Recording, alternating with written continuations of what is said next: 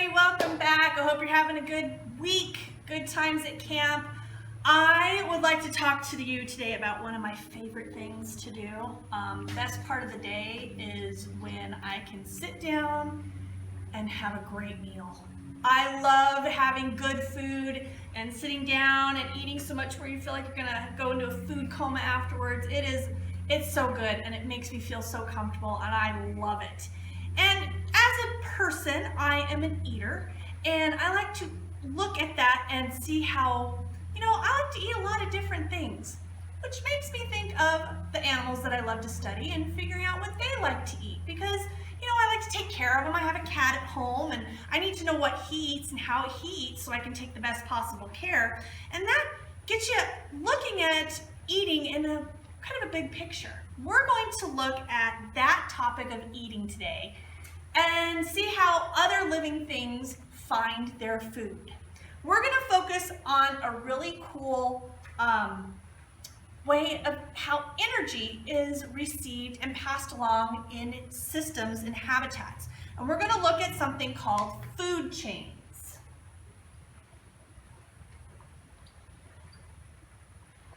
Some of you in school might have heard it as webs because it can get all one eats another guy, and two animals might eat this one or another one, so it gets all spider webby-like. So food chains and food webs are a way of understanding how energy gets passed along from one living thing to the next in a whole habitat and ecosystem. So yeah, I like to eat some of my favorite foods. I love me a good hamburger. But when I look at my hamburger, I, as a scientist and a zoologist, look at that hamburger of all of the energy that has been passed along in a food chain that eventually ends up in me. And that's how scientists and zoologists look at food chains, is how that energy is being passed along. And we look at it in levels. We've got our different levels in that food chain or food web and what is being done with that energy and how they're going to pass that energy along. So we're going to start off with the very basic level in a food chain. All those levels in food chains are called trophic levels. So our very first level is this guy. These are called producers.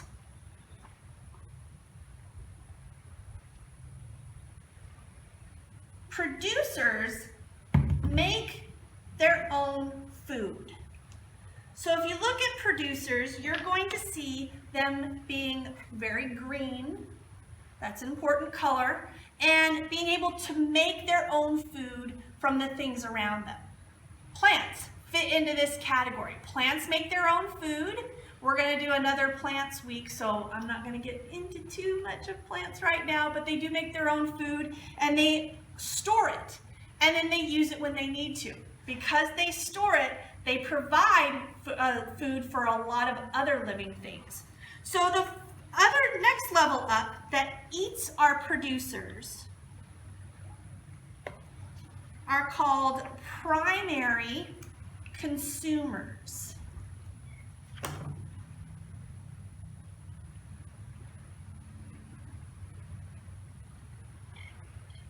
All right, I'm throwing down some heavy science words for y'all, which is cool. I love getting a chance to learn some new vocabulary.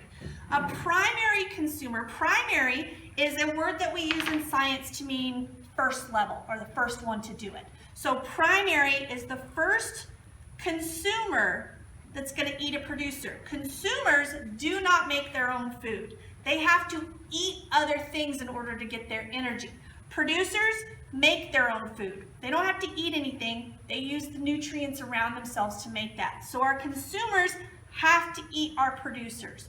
And the first level to do that are our primary consumers. Most of the time, your primary consumer is going to be called an herbivore. Herbivores are the plant eaters.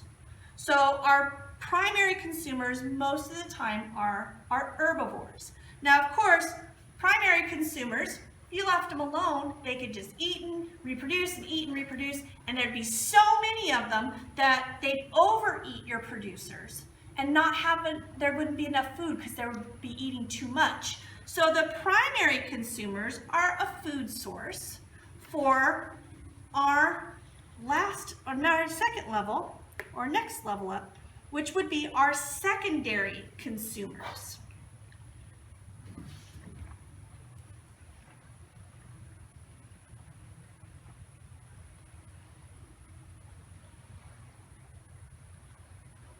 Secondary means second in line or next in line. In our food chain, we only have 3 levels, so we're going to be stopping at our secondary consumer, and I'll give you another term for that in a second. But our secondary consumers are not going to eat our producers. They're going to eat our primary consumers. Now, they're going to be our meat eaters, our carnivores. They're going to be the ones looking for meat, and they serve a really important role. See this primary consumer here, if there was nothing eating it, that population again would be too big and they would be overeating our producers. So our secondary consumers are important to eat our primary consumers, so there's balance. Everything in a food chain is about balance and making sure there's the right amount for everybody, that there's not one more than the other and it doesn't get out of balance. Everything here has a purpose and a place and a role to serve. Our producers are making and taking those nutrients out of the soil and nutrients around them and making and storing food not only for itself but for other things like our primary consumers. Our primary consumers are making sure that those producers are being eaten so that they have enough space to do what they need to do. And our secondary consumers are eating our primaries because they got too big, they'd overeat the plants and there wouldn't be enough for anybody around. So this is all about balance and the energy that's being passed along from one level to the next, because this guy's energy that it eats from the producers is being given to the secondary consumers. Food chains are really interesting things to study.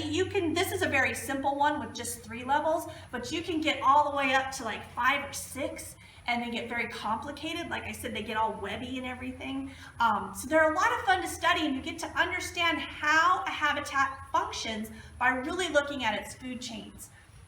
As we go along today, we're going to go to a couple habitats and look for food chains. We're going to look for our producers. We're going to look for our primary consumers. We're going to look for our secondary consumers. And we're going to see how all of those things are linked together to make sure that these habitats function as they should. So let's grab our journals and head on out and look for food chains. All right, everybody, on our hike today, we're actually not going to try and build a whole food chain. That would be really, really, really challenging and very, very difficult. So what we're going to look for on our hike is we're going to look for an organism, and we'll figure out what it might eat based on watching it for a minute and seeing how it's behaving and what it's going after. So we're going to, sorry, I got distracted by the duck flying away. We're going to take a moment to just kind of maybe look for an organism and figure out if it's a producer or a consumer. We'll keep it pretty basic like that, and then maybe after a few observations we can build a whole food chain. So let's go. All right, a few organisms I've already observed. See if they're in action.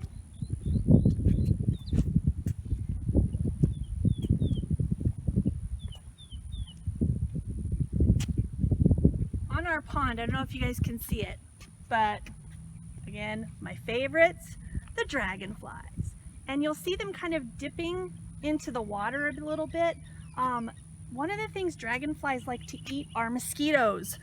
One of the topper reasons that I love dragonflies is they are a mosquito eater. They can eat the mosquito larvae or the mosquito babies out of the pond, and they'll munch on those. So let's see. If the mosquitoes are eating another organism, that means that they are a consumer. So we'll put that in our journal of we found a consumer in the dragonflies. They are going to be eating another thing. They're not making their own food. But let's think about it. Are the mosquito larvae making their own food? They're not. So the mosquito larvae are also a consumer.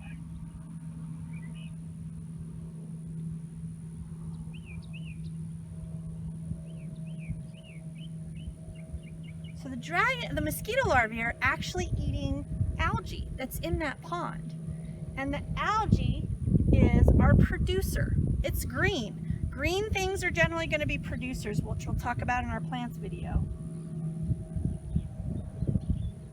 So we've actually done a good job building ourselves a food chain right there. Started off saying we might not be able to, and boom, we've done it. So the algae is our producer. The mosquito larvae is our primary consumer, and the dragonflies are our secondary consumer.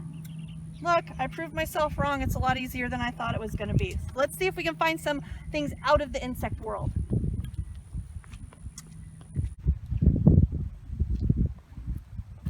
Got a great view of the bay here, and I know that we don't have a lot of living things really to observe right now, but we can actually look and see and know that we've got fish in there, and fish like to eat fish.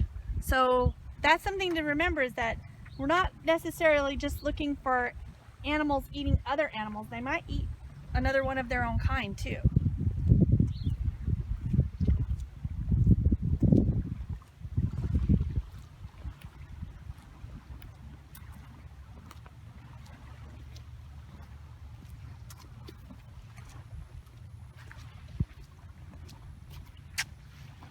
Got our blue heron.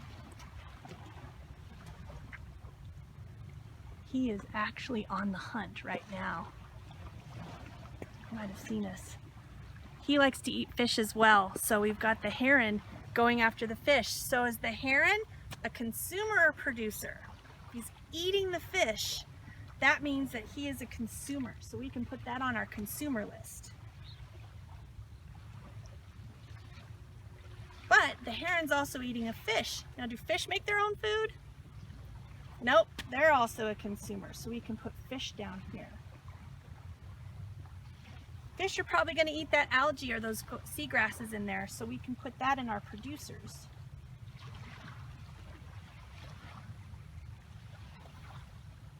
If the fish aren't eating the seagrass, they might be eating insects, and the insects might be eating the algae or the seagrass. So you can see it can get a lot of links and a lot of parts of those food chains.